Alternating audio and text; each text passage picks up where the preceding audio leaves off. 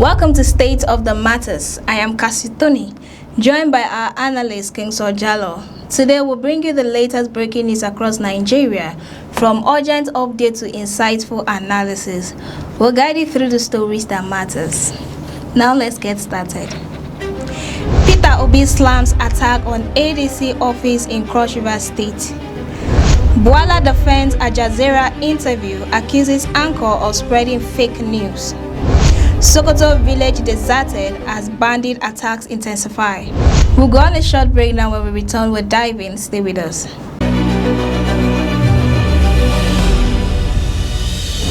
In a democratic system, attacks on opposition parties are considered undemocratic and unacceptable because democracy protects the right of citizens to form, join, and support political parties. And the 1999 Constitution says it allows political parties to operate freely.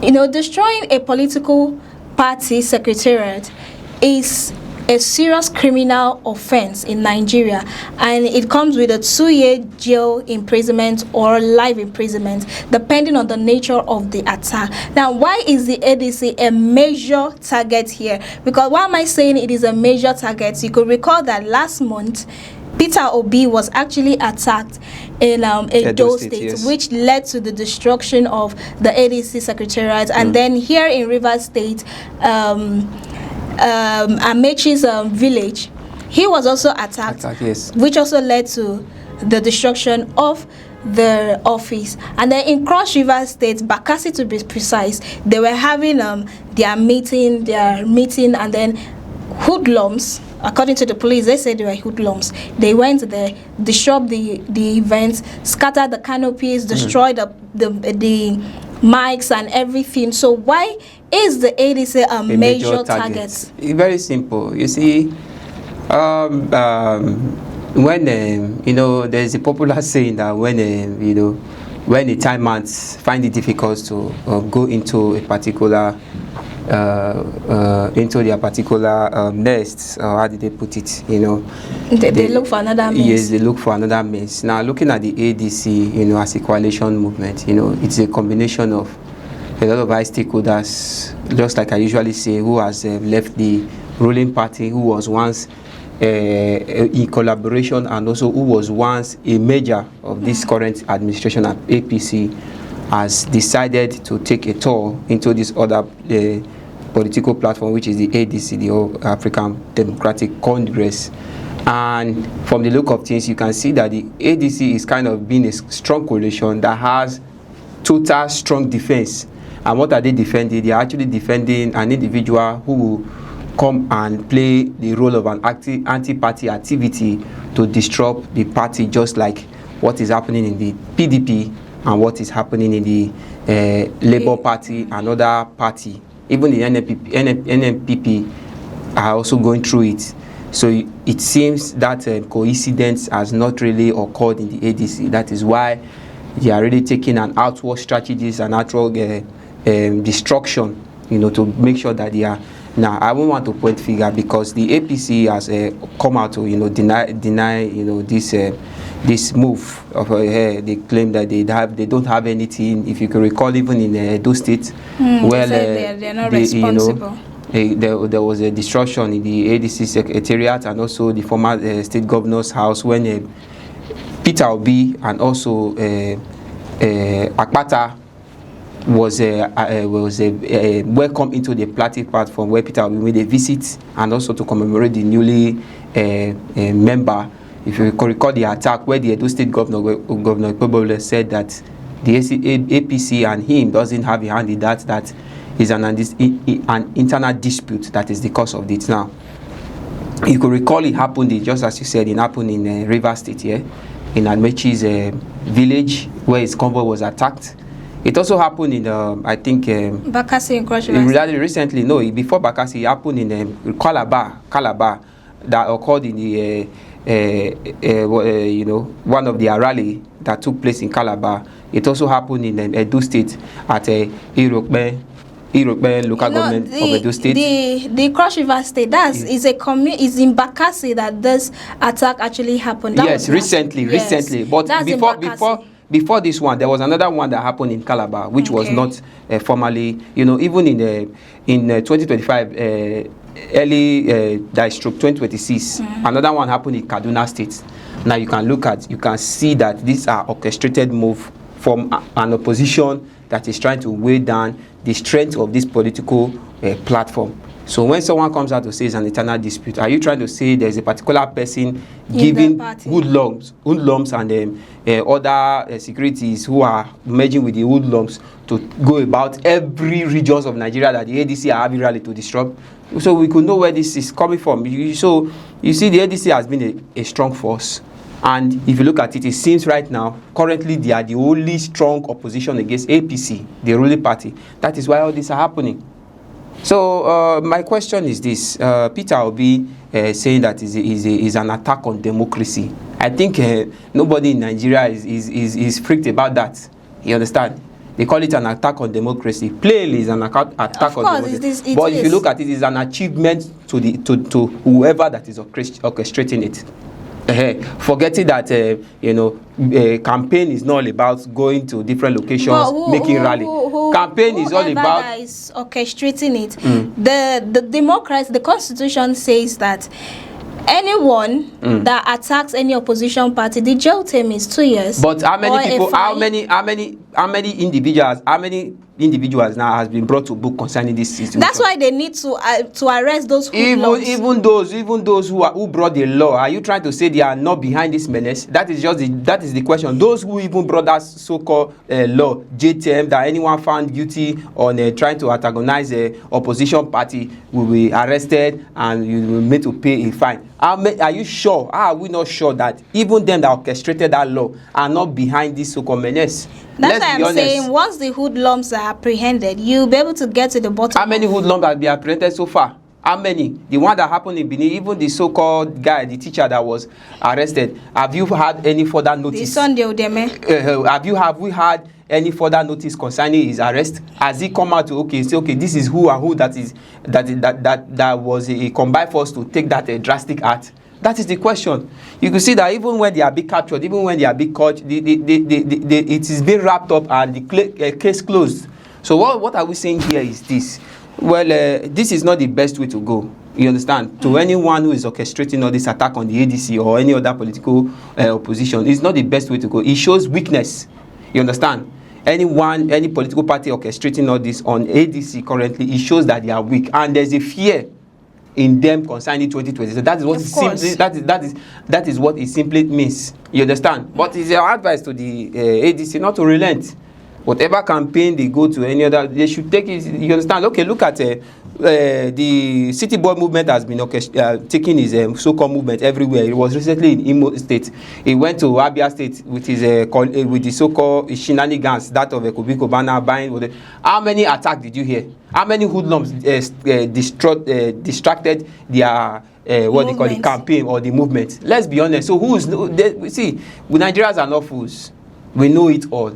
It's just that we don't want to take ourselves to be booked or oversay a word that we know at the end will be found wanting. So that's why it seems everyone is keeping quiet.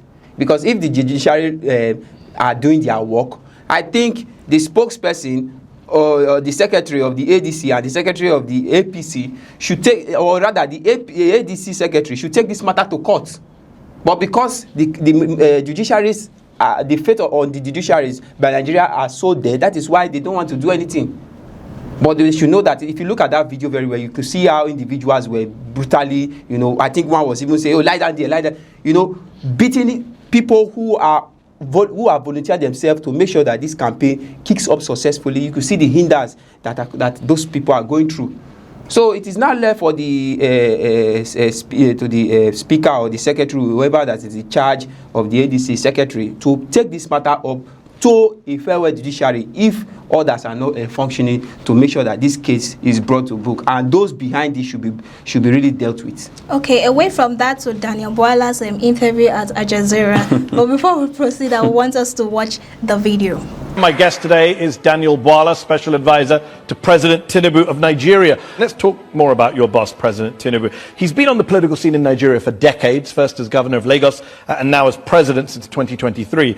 He's a very rich man in a very impoverished country, and there's a lot of mystery as to where he got his wealth, estimated to be in the billions of dollars. What do you say to people who highlight allegations against him of, quote, massive corruption and misappropriation of funds? That's their opinion. Actually, it's your opinion. In January 2023, you talked about the legal petition against him that involves, quote, massive corruption and misappropriation of funds. You were in the opposition and were very critical of his wealth. Exactly verbatim what I said, because what you just say is not a true representation. January 22nd, 2023, you said the petition against him involves massive corruption and misappropriation of funds belonging to the government of Lagos State, abuse of official office, conflict of interest. I'm glad you said the petition against him. Yeah. Yeah, document that was taken to court. That you highlighted. I wasn't the one that went to court. And at that time, where was I? You were an opposition member. Thank you. So should we not trust you when you say things as an opposition What is the member? job of opposition? To oppose? Yeah, no, I'm glad you know it. For the sake of opposing? No, that's what you're adding. I mean, you didn't just say that. No, go to Westminster on Wednesday by 9 o'clock. Okay. You'll understand the job of the opposition. You can do whataboutism all day, that's fine. You also said that, well, you know what doesn't happen in Westminster or in the US Congress? I know what does happen. Well, I'm telling you what doesn't happen. Politicians don't accuse other politicians of setting up a militia. You said they also accuse the governing party. You said at the time, on mistake in judgment in appointing someone that eventually turned out to be somebody in the FC. Yeah, if you think that this is comparable to Starmer and Mandelson, good luck to you if that's your defense tonight. You said at the time that Tinubu started a militia to sway the election corruptly and that they even threatened you. So how can we take anything seriously you say tonight in his defense?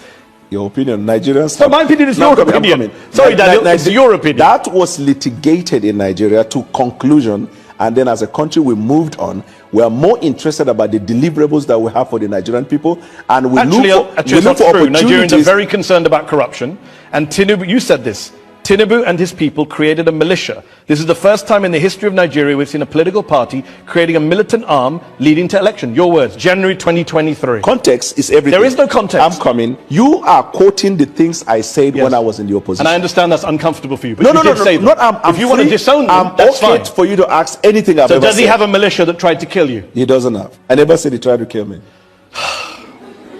I myself have received threats from him and his camp. Your words. I never said that. You didn't say that at a press conference on January 22nd, 2023. You're just denying. I never said that. Who said it then? A lookalike? No, I don't know what you meant by that. I know I complained at the time. You said about the conduct of election. It is not my fault that I am able to recall your words in a way you can't. But it will be your fault when you read it out of context. Yeah. If we go home late tonight, context. Yes. Tinubu and his people created a militia. This is the first time in the history of Nigeria we've seen a political party creating a militant arm and leading to election. He advised his people should grab by all means necessary the process leading to elections, that they created this militia shortly after that. We have seen violence in Nigeria, and I myself have received threats from him and his camp. Tinubu never created a militia. Tinubu is one of the foremost politicians in Nigerian history. Tinubu and his people created a militia. Who said those words, Daniel? Tinubu has helped in strengthening democracy in Nigeria. Tinubu and his people created a militia, Daniel. Who said those words? Tinubu brought in leadership skills into governance. Tinubu and his people created a militia. Who said those words? Tinubu and his people never created the militias. So why did you say they did on January 22nd, 2023? I never said that. Let's keep going since you're denying words that came out of your mouth. Let's quote some other folks.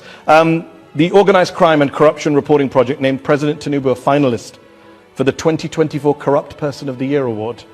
According to a 2025 poll, 2 out of 3 Nigerians think the president and his team are involved in corruption. That's a statement from drunken people. Next question. 2 out of 3 Nigerians are drunk. No, start with the first one. What would you say the first time? The first one was the OCCR reporting project. They are the drunken people. Okay, what about the Nigerians? Are they sober? Are 2 out of 3 Nigerians sober when they say you're president and you were involved in corruption? Nigerians are entitled to hold and express opinion. Yes, it is in our constitution. The fact that you express an opinion does not substantiate that opinion. I agree, but that's their opinion. You accept that 2 out of 3 Nigerians think that your government is corrupt. I would be happy if you can tell me a finding of court that says Tinubu is corrupt.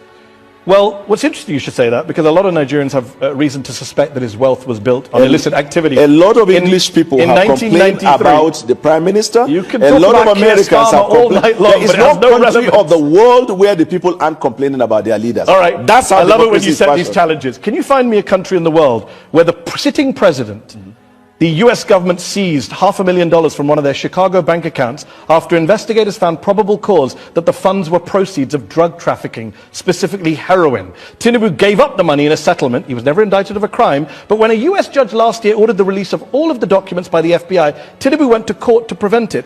What does he have to hide? The minute a matter is taken to court by right, you have the right to send your lawyer. The fact that you send a lawyer to defend your matter or to go against a motion that is filed before the court is not a conclusive proof of acceptance of the But fact he's obviously got something that to was hide. taken to the court. He gave up $500,000, which were probably the proceeds of drug trafficking. I'm glad you used the word probably, but it is not. Go ahead.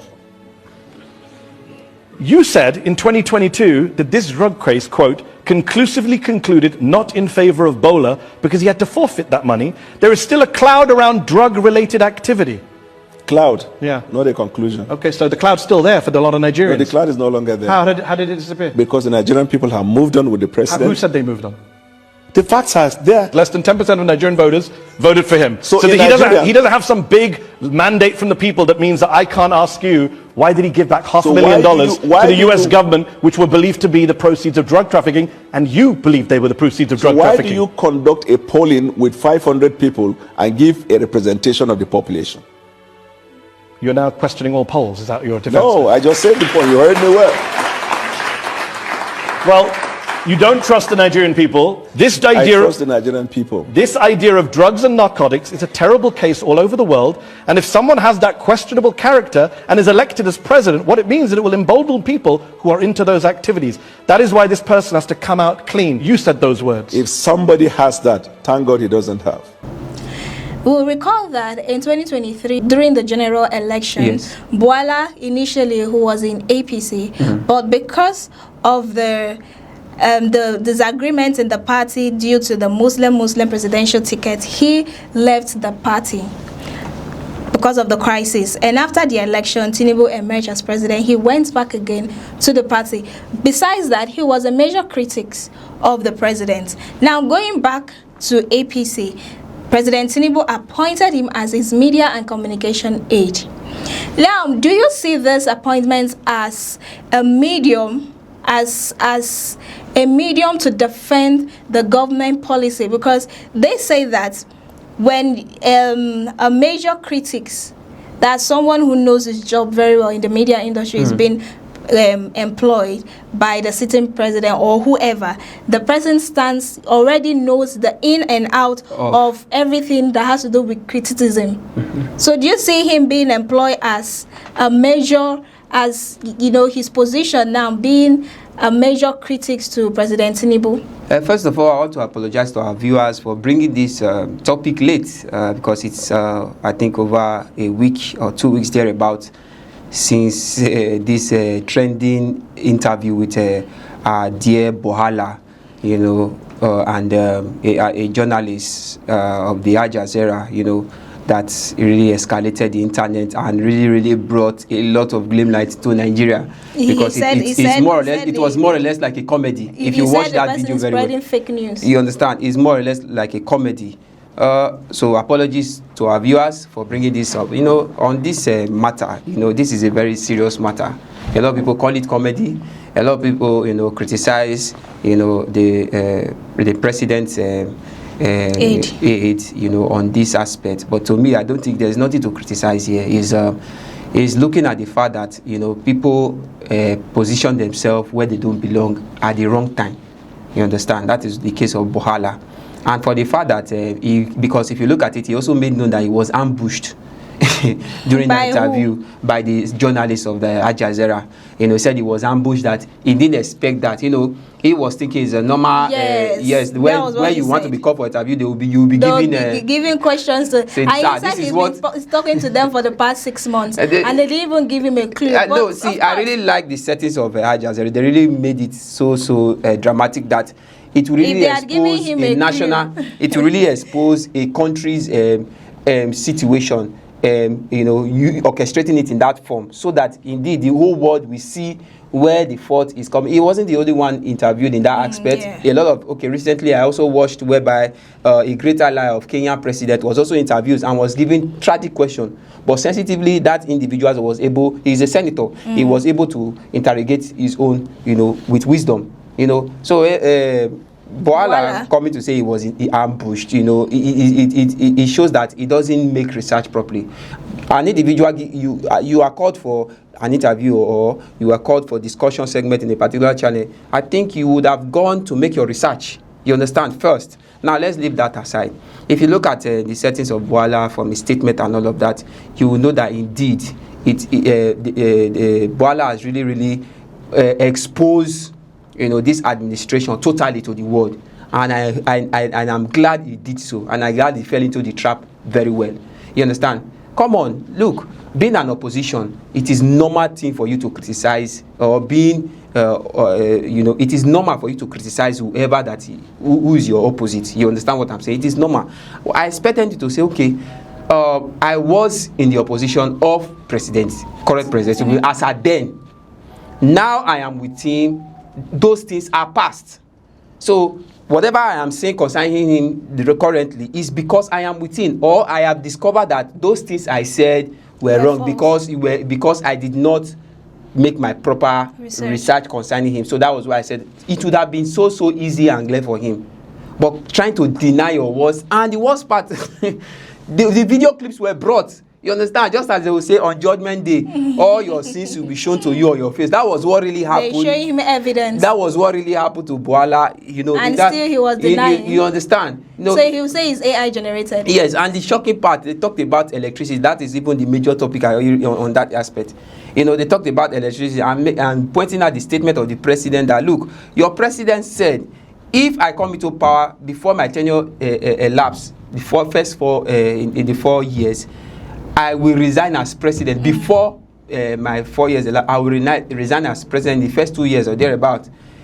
He was saying, not restore power. Yes, if he does not. The worst part, he also denied that aspect. And he was even telling it publicly that the president is working on it, making sure that power is restored. When we have not, a president working in the power sector has gone to spend, I think, almost 50 billion for solar panel in the presidential villa.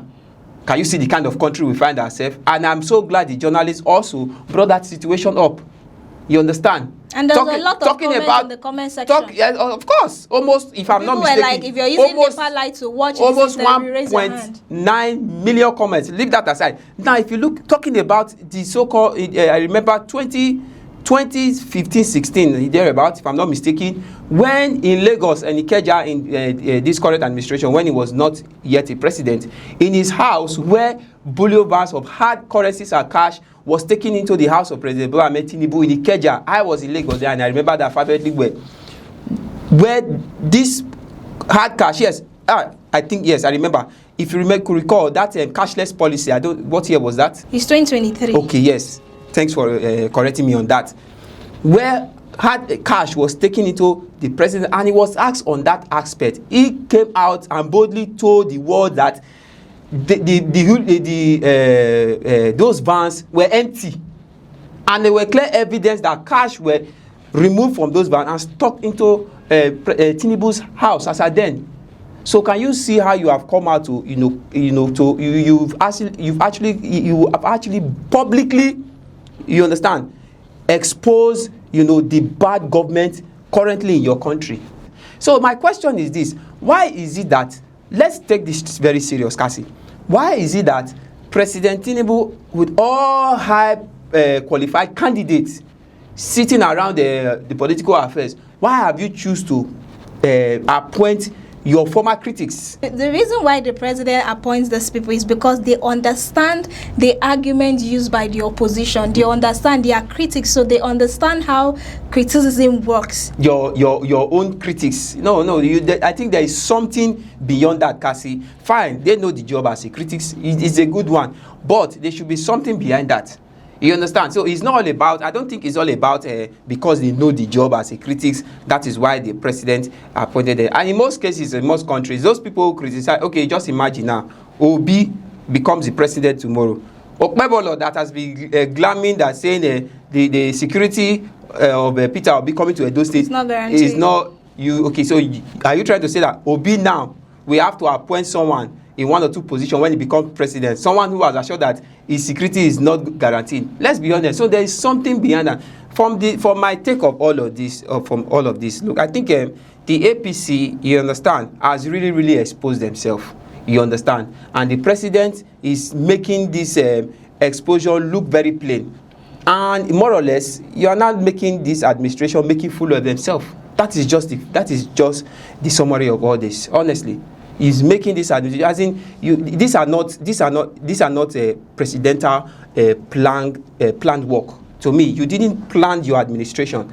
You are bringing those who I don't know how to put it, who are the same platforms in terms of should I use the word, I don't know how to put it now, probably toggery or something, to merge your administration, and which is really causing mayhem in the life of people. You understand, making Nigerians seem stupid generally or worldwide. That is just it. Because going to that interview, you really showed that indeed the administration is totally faulty, and the world has really seen it openly. You understand? And you, as a person, that is Buhala, that is an open disgrace. Let's be honest.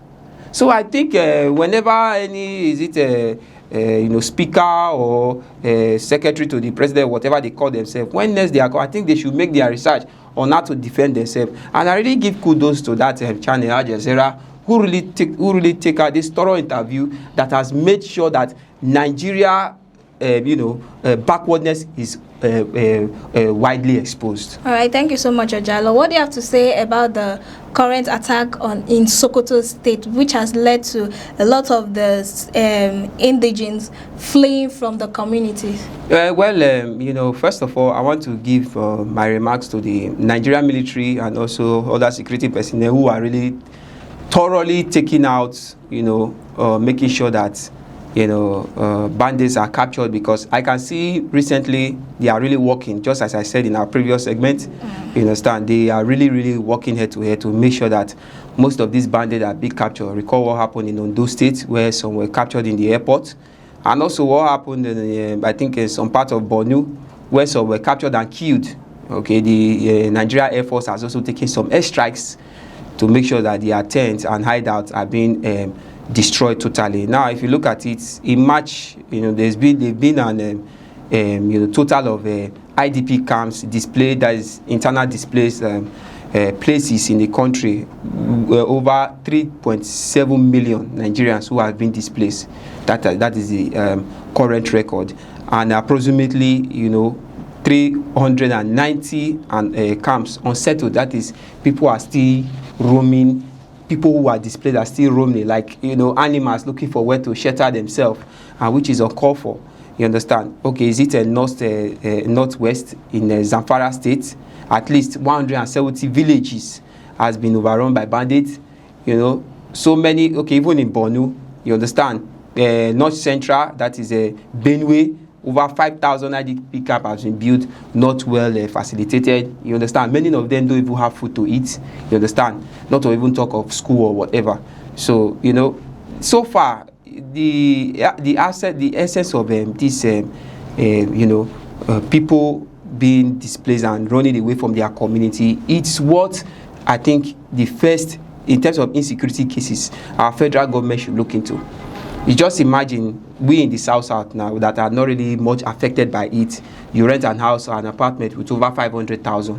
Then before you know, bandits are eradicating that community or that area, which then huge amount of money invested in your house and other business activities is being granted because of bad bandits, and you are asked to flee from your community. How does that feel?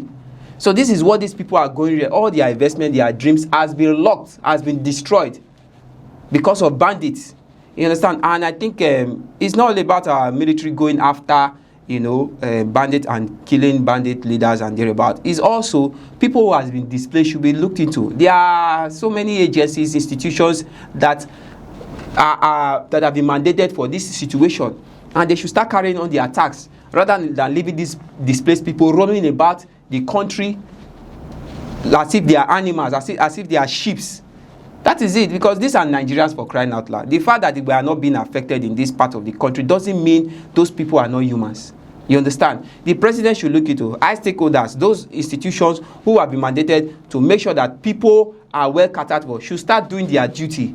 You know, leaving people displaced all over the country, you know, okay, go to the streets, even here in the South, almost every state of the South is being occupied with beggars. And some of them are reportedly from these scattered people who has been misplaced there in the north. They fix them into trailer, smuggle them into other states, and they mess up the streets of those states.